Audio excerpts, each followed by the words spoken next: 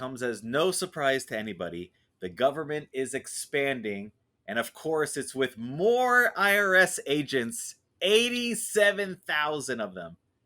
Well, I mean, come on. We actually need these people because it's not just the auditors, right? It's the IT people and everything. And yeah, you know what? There are a lot of people here that they're not paying their fair share. They're jumping through, they're just committing fraud all over the place. And we really do need to track them down and make sure that everyone pays their share. And who are you talking about? You're talking about millionaires, billionaires, or regular people? Personally, all of the above. All of No the above. one should try Do and you beat the do you system. know do you know why regular people here and there try to cheat the IRS system?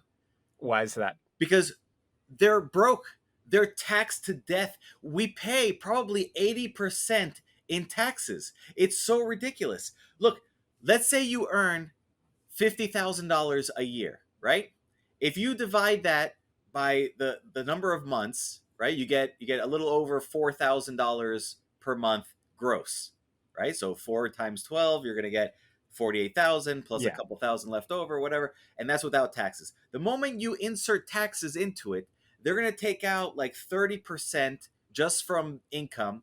Then they're going to take out more for Social Security and Medicare. Then once you have the money, that's not enough for the government, right? The government's like, oh, well, that's just so that you can have the money in your bank account for a certain amount of time. But if you try to actually spend the money, now an exit tax, right? So they call it sales tax. So anything you buy, you're going to lose like another 7, 8, 10%. Then all of these government services that are supposedly paid by your tax dollars that you've already paid from going in and coming out, they're still going to charge you for. So you paid for the road, but then they're going to put a toll booth there. So you paid for the courthouse, but you still have to pay for the court parking. You still have to pay for the court fees. Then you pay for the police department, but then if your alarm goes off and the police come, they charge you $25 for making the visit.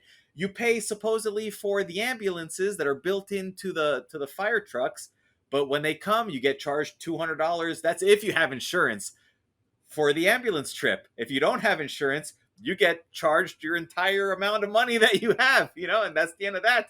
So it's ridiculous. By the time it's all said and done, and some of these services, quote unquote, that the government provides to you, you're not even asking for it. They're forcing you to buy their license plate, their driver's license, their registration sticker, so their license to go fishing.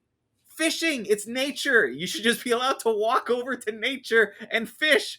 But it's the king's fish. So all of this stuff, by the time it's all said and done, you're down 80%. You get to keep almost nothing. And then they wonder why people are having trouble feeding themselves with just the slightest bit of inflation. But here's the thing, and I can agree with all of that.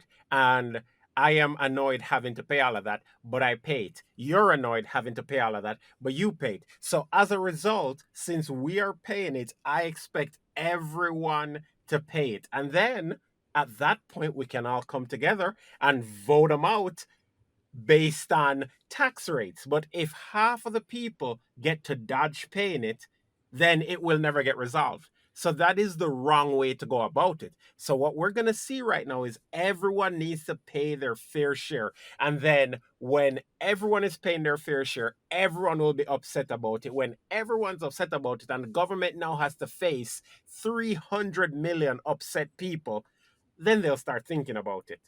No, it's insane. I don't care if those people pay their taxes or not, because when they pay their taxes, it goes towards free weapons for Afghanistan, free weapons for Ukraine, which, by the way, just prolongs the suffering, right? Like, what would have really happened if we just allowed Russia to take over Ukraine in 24 hours? All the Ukrainian people would have noticed is a new address where they have to send their tax checks to at the end of the year. So the whole thing is insane. The 87,000 IRS agents, all of whom they want them to be armed and willing to use lethal force, is so ridiculous. And they're like, oh, it's only going to be for the billionaires. Well, there's only 724 to 937 billionaires, depending on who you check. You don't need 87,000 agents for that.